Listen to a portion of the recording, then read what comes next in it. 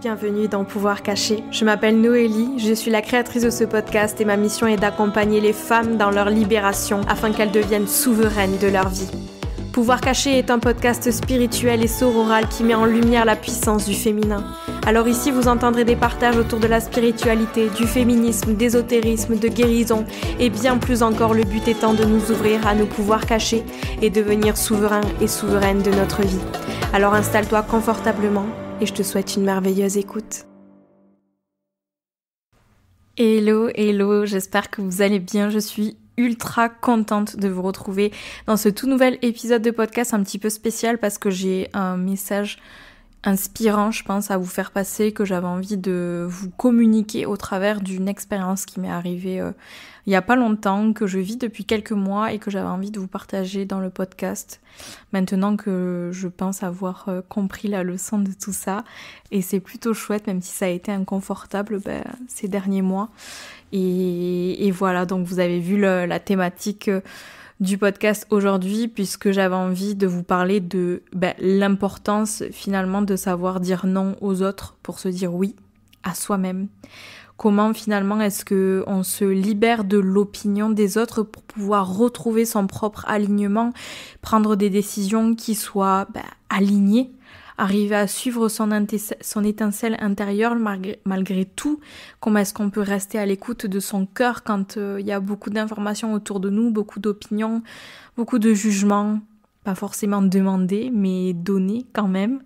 Donc voilà, il me tenait à cœur de vous partager tout ça parce que je sais que parfois, dans nos choix de vie, que ce soit dans nos choix, dans des carrières professionnelles, dans notre vie perso, dans nos voyages, nos envies, etc., parfois on se laisse un petit peu dévier de notre route ou alors on a peur de prendre des décisions et on se ferait souffrir pendant des mois et des mois jusqu'à ce qu'on prenne la bonne décision pour nous et pas pour les autres. Ou alors qu'on continue de souffrir en continuant de vouloir satisfaire tous les autres sauf soi-même. Et je sais à quel point c'est dur de dire non pour certaines personnes. Je sais à quel point c'est dur de poser ses limites, de se faire entendre, de se respecter en fait. Et de se faire respecter. Et c'est de ça dont j'avais envie de vous parler dans cet épisode, en espérant que ça puisse vous redonner le pouvoir de reprendre la main sur votre propre vie, parce que c'est la vôtre et elle vous appartient. Et elle est hyper précieuse, donc ne laissez pas les autres décider à votre place de ce qui vous fait vibrer vraiment au fond de vous. Donc voilà, j'espère de tout mon cœur que cet épisode de podcast vous plaira, vous motivera, vous donnera de l'inspiration, des prises de conscience peut-être. Si c'est le cas, pensez à le partager sur votre réseau social préféré en m'identifiant. Pensez à laisser un petit avis sur votre plateforme d'écoute préférée aussi, c'est-à-dire Apple Podcast ou bien Spotify, qui sont les deux seules plateformes d'écoute qui permettent de laisser un avis. Donc voilà, merci à celles et ceux qui prendront le temps de le faire. Merci infiniment pour votre écoute et pour votre soutien. Et sur ce, je vous souhaite une merveilleuse écoute.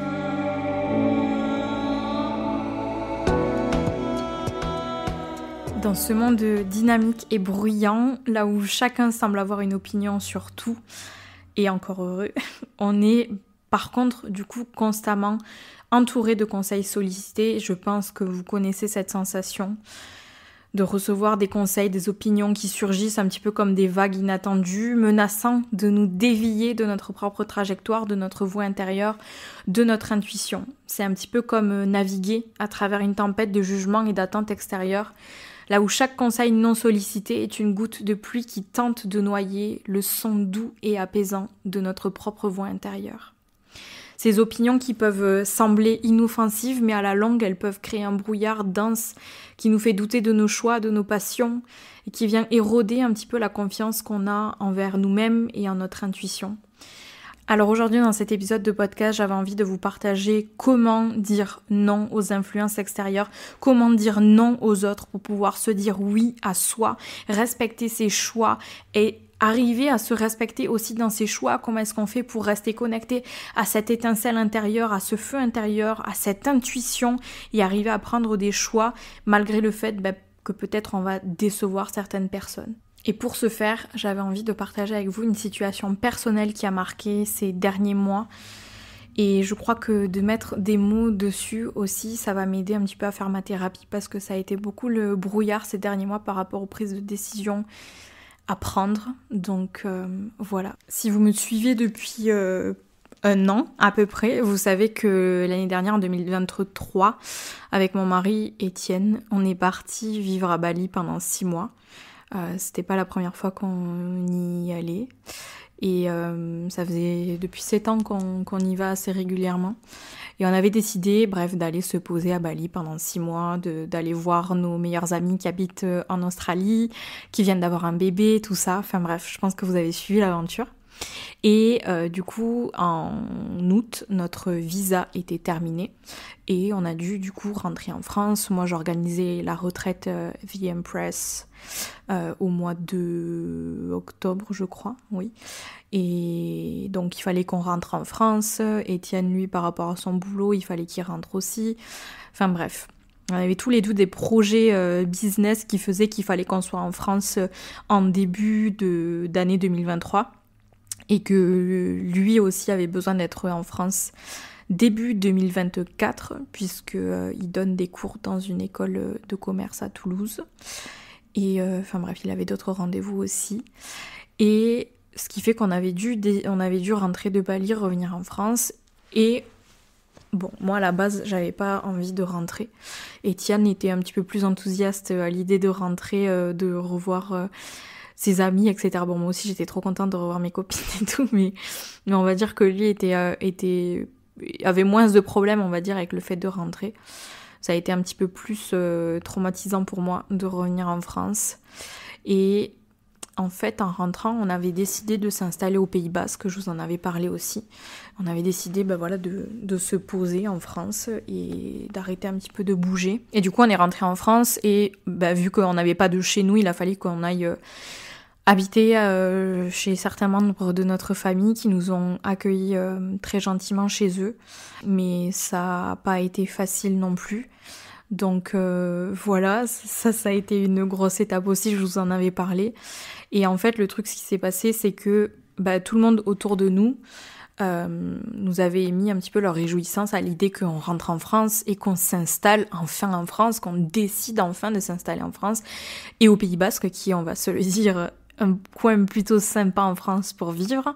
Donc voilà, enfin bref, en tout cas, ils avaient l'air vachement plus contents qu'on s'installe au Pays Basque plutôt qu'on retourne vivre à Bali ou dans un autre pays du monde, sachant qu'en fait, à la base, quand on est parti à Bali l'année dernière, on était reparti aussi en Australie dans la foulée, comme je vous ai dit, pour aller voir nos potes. En fait, quand on est parti l'année dernière, c'était vraiment dans l'objectif de voyager pour voir où est-ce qu'on aurait envie de s'implanter, de poser nos valises, dans quel pays, parce que vous le savez, on a habité pendant 1 an en Australie et on avait adoré, enfin bref, on s'est fait une petite famille et tout là-bas. Et bon, ce qui pose problème avec l'Australie forcément, c'est le visa, surtout quand t'es à ton compte. Mais bref, du coup, en gros, quand nous on est partis de la France, ce qu'on avait dit à nos proches, c'était qu'on part pour trouver à l'étranger où est-ce qu'on avait envie de s'installer. Donc forcément, eux, je pense que ça les rendrait un peu tristes de se dire qu'on allait être loin d'eux, etc.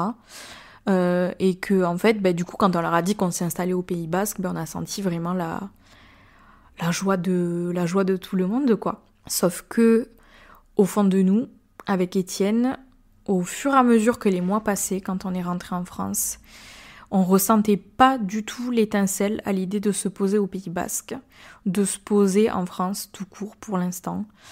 Et en fait, on n'osait pas en parler parce que on voyait que tout le monde autour de nous était content qu'on s'installe en France, sachant qu'on était, comme je vous l'ai dit, partis à l'étranger pour s'installer à l'étranger après, donc loin de nos proches.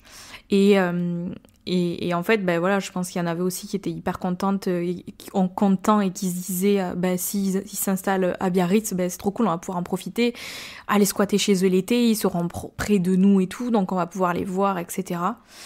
Et je pense que ça a fait qu'en fait, avec Étienne, on avait beaucoup de mal à avoir cette discussion, alors que tous les deux, on sentait qu'on n'était pas investis à 100% dans le projet. Du coup, on marchait un peu sur des œufs parce que du coup, on habitait avec notre famille et c'était compliqué. On n'arrivait pas à avoir des discussions, on se prenait la tête parce que, manque d'intimité, tu peux pas avoir des discussions quand il y a du monde autour de toi, etc. Tu t'engueules un peu en chuchotant, enfin bref, c'était pas vraiment l'idéal. Et une chose est sûre, en tout cas, même si on se le disait pas, chacun de notre côté, on ressentait pas cette étincelle à l'idée de se poser au Pays Basque et de se poser en France pour l'instant.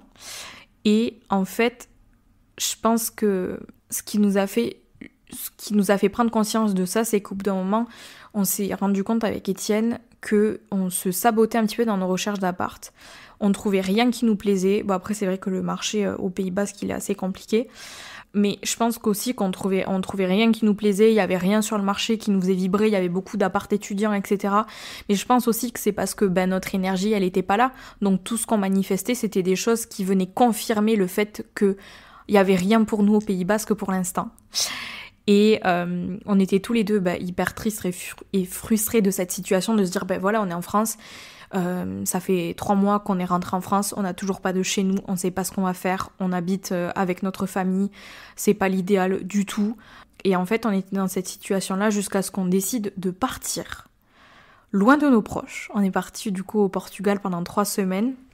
En décembre, loin du brouhaha, loin des questions de « et alors, vous avez trouvé un appart ? Et alors, vous êtes content d'aller au Pays Basque ?» etc. De toutes ces questions un petit peu intrusives, alors que nous-mêmes, en fait, on n'avait pas les réponses à ces questions, et au fond de nous, on sentait que c'était pas la bonne décision, sauf qu'on voyait l'enthousiasme et toutes les questions qu'on nous posait, en fait, ça nous faisait ressentir encore plus d'anxiété par rapport à la situation dans laquelle on était. Moi, ça me faisait péter un câble concrètement quand quelqu'un me posait une question sur le Pays Basque et est-ce que on a trouvé nos meubles, etc. alors qu'on n'avait pas encore trouvé notre appartement, ça me faisait ressentir une anxiété énorme et ça me mettait en colère en fait, tout simplement.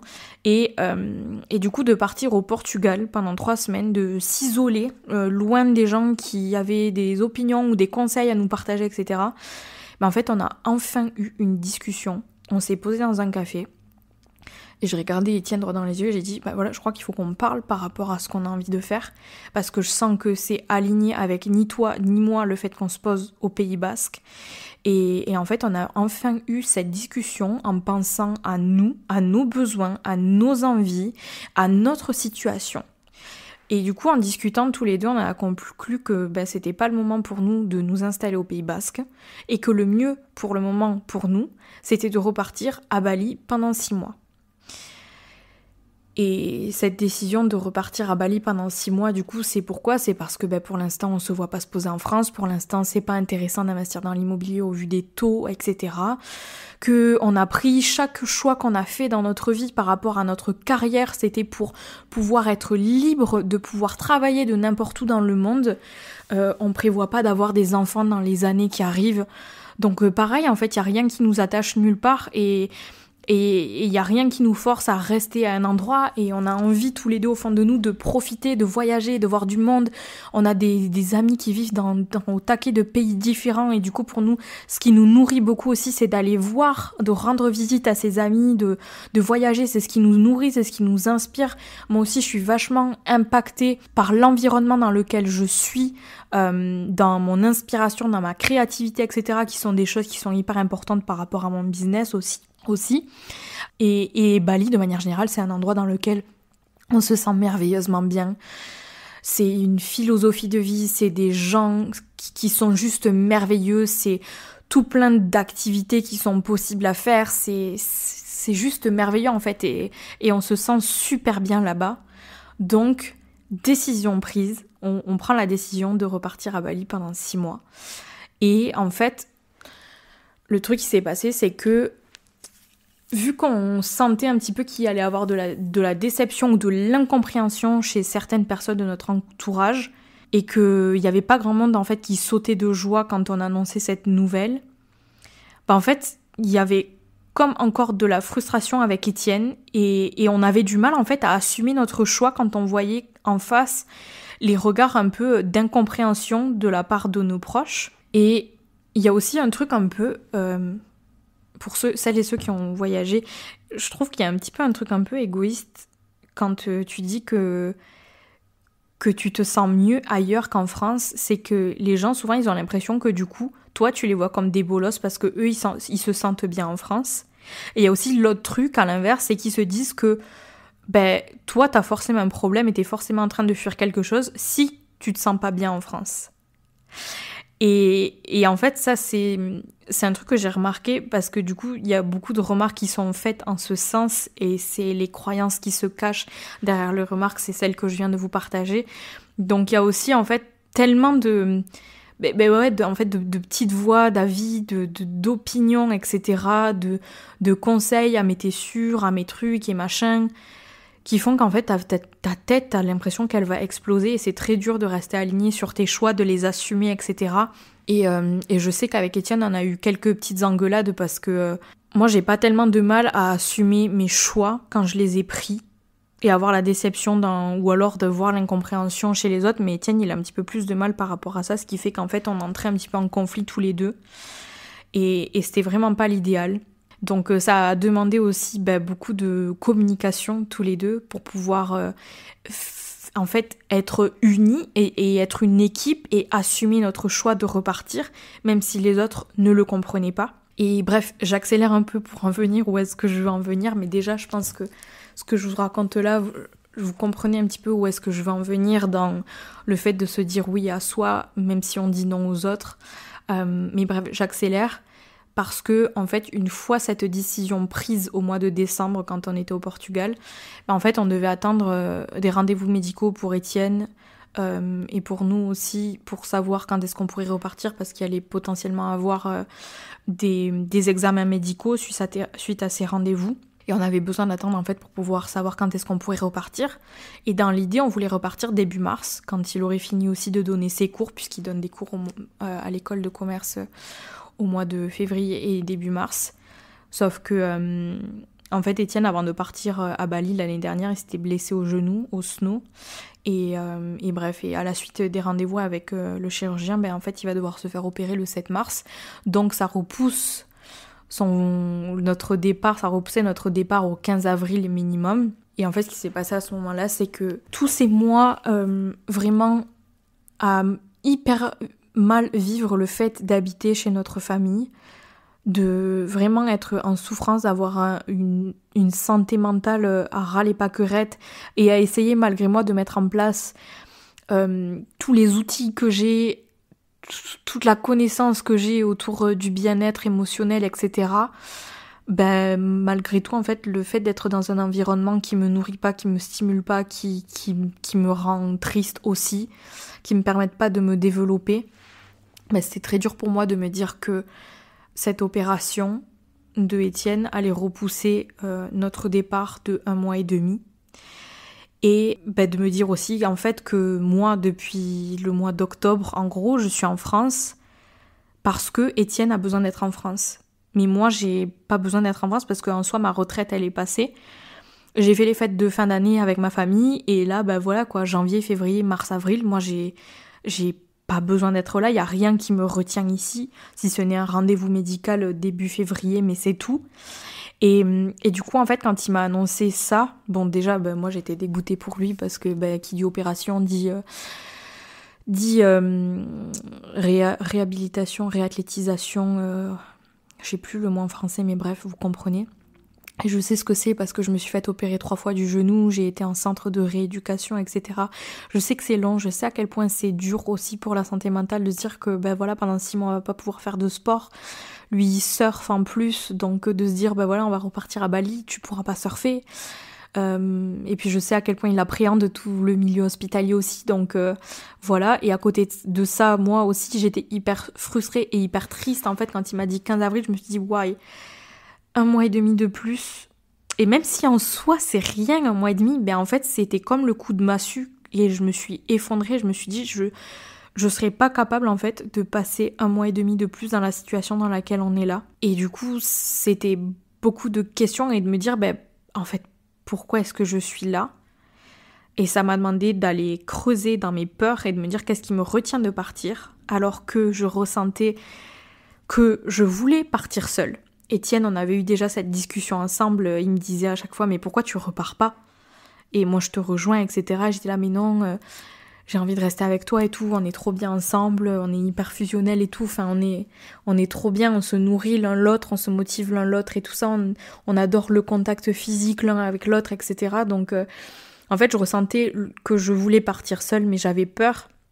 Il y avait aussi les 30 ans de ma meilleure copine le 30 mars et j'avais peur de la décevoir si j'étais pas là, j'avais peur qu'elle m'en veuille, j'avais peur qu'elle me fasse une remarque, etc. Donc j'appréhendais beaucoup ça aussi. Donc pour vous dire un peu le regard des autres, au final, je souffrais parce que je connaissais la réponse au fond de moi de la décision que j'avais envie de prendre moi. Mais j'avais peur du regard des autres, j'avais peur du jugement, j'avais peur d'être loin de Étienne, j'avais peur de pas être là quand il va se faire opérer aussi, si je pars avant. Et ça a été beaucoup de peur à aller finalement déconstruire, à pointer du doigt, essayer de comprendre pourquoi est-ce que ces peurs elles étaient là. Et au final, j'ai décidé de m'écouter. J'ai décidé de dire non aux autres pour me dire oui à moi. Et oui, j'ai eu quelques remarques. Oui, mais en fait, cette décision, c'est la décision la plus alignée que j'ai prise, malgré la peur. Et c'est un merveilleux challenge que je me lance parce que ça fait 10 ans qu'on est ensemble avec Étienne, plus de 10 ans maintenant. On s'est mis ensemble quand on avait 16 ans, donc on n'était pas encore libre de faire tout ce qu'on avait envie de faire. On était des ados, quoi, dépendants de notre famille. Et en fait, j'ai jamais rien fait toute seule. Puisque j'ai toujours été avec Étienne, on a toujours tout fait ensemble, on est toujours partis en voyage ensemble. Et moi, j'avais ce rêve au fond de moi de partir voyager toute seule. Et là, j'ai pris cette décision-là et je suis extrêmement fière de moi, de m'écouter. Et bon, après avoir aussi eu des discussions avec Étienne pour m'assurer que c'était ok vis-à-vis de lui et tout ça, j'ai décidé de repartir à Bali toute seule. Donc je repars à Bali le 29 février. Et je suis hyper fière de moi de m'être écoutée. Je suis fière de moi de partir seule parce que j'en ai toujours rêvé, mais j'ai jamais osé en fait. Et Étienne du coup me rejoindra 1 mois et demi plus tard, donc je vais passer 1 mois et demi toute seule à Bali. Et je trouve que c'est un merveilleux challenge aussi qu'on se lance tous les deux, on se l'est dit, en fait c'est juste trop bien parce que ça va nous pousser à être encore plus indépendants l'un de l'autre et à renforcer nos liens, à se dire qu'on est capable d'avancer tous les deux, chacun de notre côté et que voilà, s'il y en a un qui a un rêve, l'autre il est là pour le soutenir dans ce rêve et de le soutenir, voilà, comme ça, moi il n'y a rien de plus touchant pour moi de me dire que Étienne, il me soutient dans ce rêve-là, même si ça veut dire qu'on va passer 1 mois et demi loin l'un de l'autre. Et voilà, il y a rien de plus touchant, de plus émouvant pour moi. Et voilà, donc je suis hyper fière de moi et de me dire en fait que ouais, j'ai peut-être dit non aux autres. Je vais peut-être, et je sais parce que j'ai déjà eu des remarques, etc. de certaines personnes de mon entourage qu'il va y avoir de l'incompréhension, il va y avoir chez certaines personnes de l'excitation. Il y en a déjà qui m'ont donné leurs avis, leurs opinions sur la situation, etc. Et en fait, cette décision, elle est tellement alignée, elle est tellement sensée. Et je savais que si je m'écoutais pas, j'allais me faire dos à moi-même, en fait, j'allais ne pas me respecter, j'allais ne pas respecter ce qui vibre à l'intérieur de moi, l'envie, le besoin que j'ai aussi pour ma santé mentale. Et c'est cette décision que j'ai prise et c'est la décision que je vous encourage à prendre, de vous écouter en fait, parce que c'est votre vie. Et même s'il y a des gens autour de vous, même si vous voyez, moi ça fait plus de 10 ans que je suis avec Étienne, et c'était quelque chose qui me faisait peur aussi de partir toute seule vis-à-vis de lui, de me dire que je vais être loin de lui, de savoir aussi l'incompréhension de la part de certaines personnes de mon entourage, de savoir que je vais décevoir certaines personnes aussi, mais aussi de savoir que y aura d'autres personnes qui vont me soutenir, qui vont être là pour moi. Mais tout ça pour vous rappeler que c'est important de prendre des décisions pour soi, parce que c'est votre vie, vous allez la vivre qu'une fois. Et même si ce que vous avez décidé de faire, ça échoue, même si vous réussissez pas, vous aurez des merveilleuses leçons à en tirer. Et ça, je trouve qu'il n'y a rien de plus précieux. Il n'y a rien de plus précieux que de s'écouter à soi, de se faire confiance, de prendre la main en fait à son intuition, de prendre la main à ce qui vibre dans votre cœur et de prendre des décisions en alignement avec vous-même, malgré les opinions des autres, malgré le brouhaha extérieur, la vie externe, prenez un moment pour juste vous isoler de tout ça et écoutez ce qui vibre à l'intérieur de vous, parce que je vous jure que si vous écoutez juste un tout petit peu, et je pense que même sans écouter, on le sait, on le ressent au fond de nous, vous savez les décisions que vous devez prendre. Et souvent, on s'enferme dans les attentes de la société, de la famille, des amis. Sauf que là, j'ai vraiment envie de vous dire qu'il est temps de se libérer de ces chaînes et de redéfinir votre propre chemin. Alors, à vous qui m'écoutez, j'ai envie de vous dire, rappelez-vous que votre voix a du pouvoir. En disant non aux influences externes, vous vous donnez la permission de vous dire oui à vous-même. Et ce chemin vers l'alignement, il peut être difficile, oui, mais chaque non prononcé ou chaque oui prononcé en conscience, avec la conviction que vous avez envers votre choix, c'est un pas de plus vers votre authenticité, vers votre alignement, vers votre épanouissement. Et ça implique aussi forcément d'être ok avec le fait de potentiellement décevoir les autres, d'avoir des gens qui vont pas être d'accord avec vous. Mais le principal, c'est de ne pas vous décevoir vous-même. Et ça, c'est quelque chose dont il faut se souvenir, quelque chose qu'il faut garder précieusement contre vous. Donc j'espère que ma petite histoire vous aura inspiré à suivre l'élan de votre cœur, à aller écouter l'étincelle au fond de vous, écouter votre intuition, de prendre des actions alignées pour vous, pour votre épanouissement, pour votre bonheur, pour votre joie. Faites des choix qui nourrissent votre âme et faites-vous confiance. Et vous n'avez pas besoin de faire comprendre aux autres vos décisions. Vous n'avez pas besoin de vous expliquer aux autres. C'est vos décisions. Faites-vous confiance et foncez dans vos projets qui vous font vibrer, qui vous font rêver, parce que je vous jure que si vous ne faites pas ce qui vous fait vibrer, vous allez le regretter à un moment donné dans votre vie.